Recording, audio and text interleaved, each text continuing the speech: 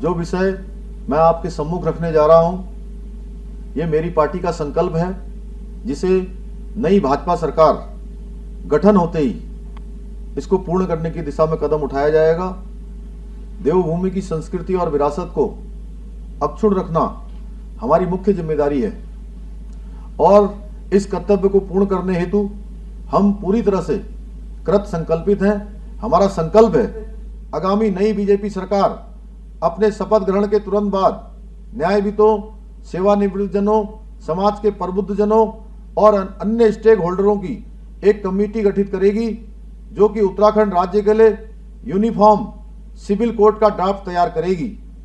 इस uniform civil code का दायरा विवाह, तलाक, जमीन जायदाद और उत्तराधिकार जैसे विषयों पर सभी नागरिकों के लिए समान कानून, चाहे वो किसी भी धर्म में विश्वास रखते हों, होगा।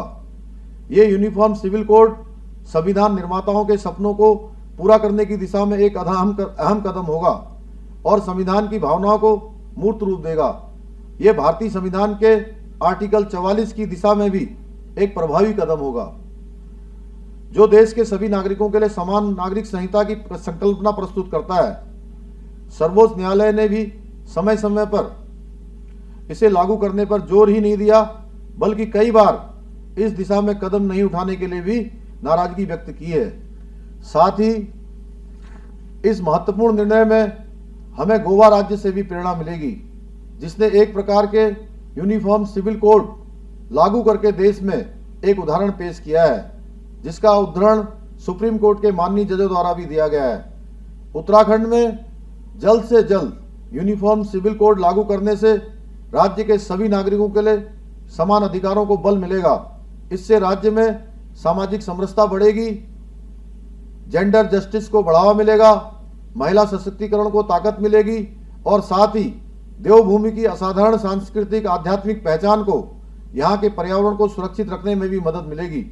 उत्तराखंड का यूनिफॉर्म सिविल कोड दूसरे राज्यों के लिए भी एक उदाहरण के रूप में सामने आएगा।